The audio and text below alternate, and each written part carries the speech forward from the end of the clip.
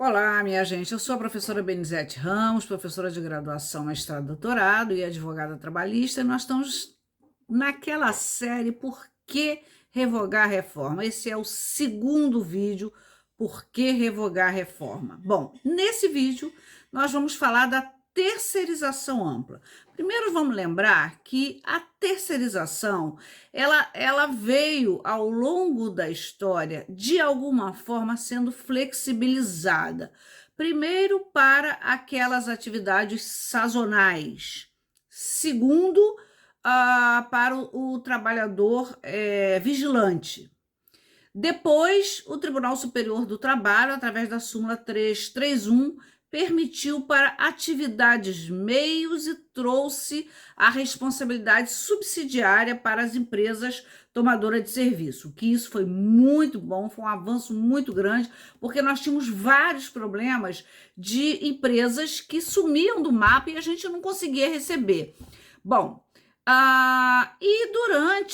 depois de algum tempo, muitos projetos estavam em curso, propostas de fazer com que a terceirização se tornasse ampla para todas as atividades da empresa, atividades fins, atividades meios, em vários momentos da nossa história, principalmente a partir do período neoliberal de 1992, no ano de 2000, em muitos momentos foram feitos assim, vários enfrentamentos, eu inclusive participei de vários, com textos, com movimentos sociais, participando de seminários, né? E o que acontece? Conseguiu-se durante muito tempo bloquear essa possibilidade de uma terceirização ampla, mas acontece que a Lei 13.467, reforma trabalhista, e por que revogar a reforma no aspecto da terceirização? Porque um dos propósitos, um dos projetos, um dos álibis da reforma trabalhista é de que haveria uma ampliação de emprego, melhoraria as condições de trabalho do trabalhador, mas isso, depois de quase 5 anos da reforma, isso não aconteceu. Não aconteceu. Então, e o que tem a ver a terceirização ampla com isso?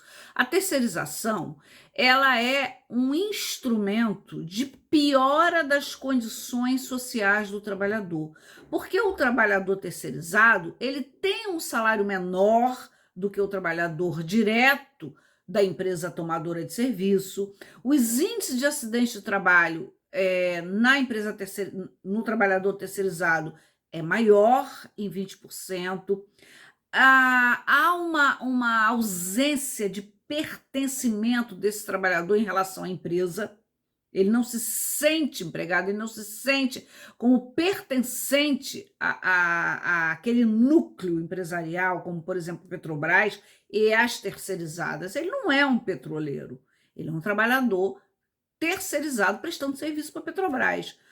E outro aspecto que eu reputo como muito sério é o desmonte da categoria. Não se tem categoria definida. Professores, motoristas em transporte público, comerciário, industriário, padeiros, não tem essa categoria, porque ele faz parte, a categoria ela é vinculada à atividade econômica. Então, qual é a atividade econômica de uma empresa terceirizada? Não tem, não tem. Então, esse desmonte do sistema, da unidade sindical, é um outro ponto extremamente nocivo. Bom, e aí, sem contar que há uma rotatividade dessa mão de obra. Então, esse trabalhador pode hoje estar na empresa A, vamos supor que ele seja especializado em tecnologia, ele hoje está na empresa A, amanhã está na empresa B, depois está na empresa C, todas as empresas de tecnologia. Mas vamos pegar um exemplo mais clássico, um professor de direito do trabalho, que passa a ser empregado ou é contratado por uma empresa terceirizada. E ele um dia vai trabalhar na instituição de ensino A, no outro na instituição de ensino B, no semestre que vem na C, no outro semestre na D.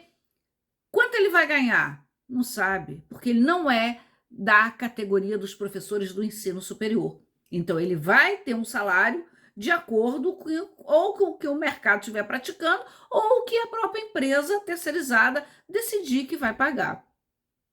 É claro que alguém tem que ganhar com esse sistema de terceirização. Até entendo que em algumas atividades descentralizadas a alguns meios de produção, como, por exemplo, numa instituição de ensino, descentralizar a parte de computação, a parte de TI, inclusive em qualquer outra empresa, pode ser uma coisa boa.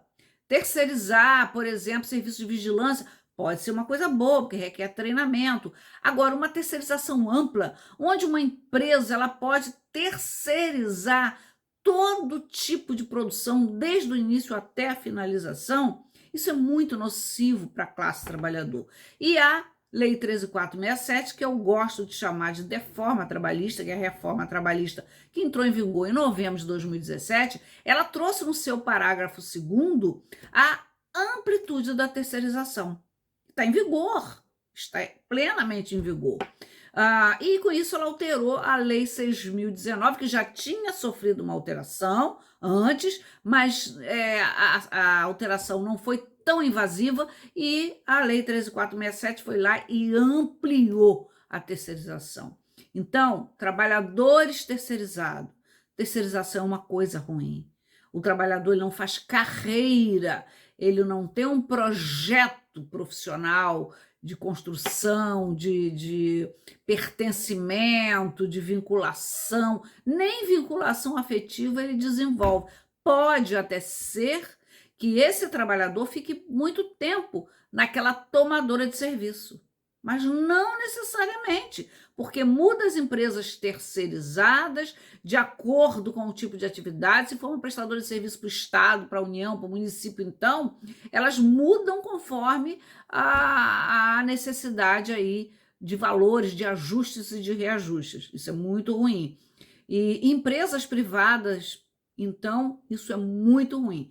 Então, a terceirização ampla precisa, de alguma forma, ser excluída do ordenamento jurídico brasileiro. Pode haver algum ajuste, ou se ela perpetuar, se ela se mantiver, precisa haver alterações na legislação para que haja, no mínimo, isonomia de tratamento e que possa, de alguma maneira, estabelecer alguma vinculação a nível de categoria, para que haja uma categoria, se vincule a um sindicato específico. Então, a sugestão primeiro tem que revogar, para depois reformular.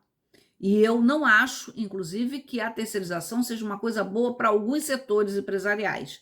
Eu escrevi vários artigos publicados e um deles eu digo que imagine uma empresa que é uma empresa de confecção, em que não pode haver ordens diretas para essa costureira, por exemplo, e que esse trabalhador, essa costureira, ela trabalha com tecidos muito finos, com tecido muito caro, e ela erre o tecido porque não tem ninguém da empresa, da confecção, que possa lhe dar ordem, salvo o seu chefe, que também tem que ser empregado da empresa terceirizada. Então, se o dono do negócio de uma confecção, que entende de tecido, de corte, de figurino, de projetos de confecção de roupas, né, ele não pode dar ordem para reposicionar aquele trabalhador na forma dele trabalhar, com aquele tecido, com aquele corte, com aquele botão, enfim, com aquele acabamento, também, nesse exemplo, é prejudicial também para essa empresa, porque vai trazer prejuízos, vai perder tecido, vai perder tempo. Então, para algumas situações, ou para a grande maioria, também para o empregador, a terceirização ampla não é boa, ou seja, ele não tem nenhum empregado dele, contrata todos de empresas prestadoras de serviço.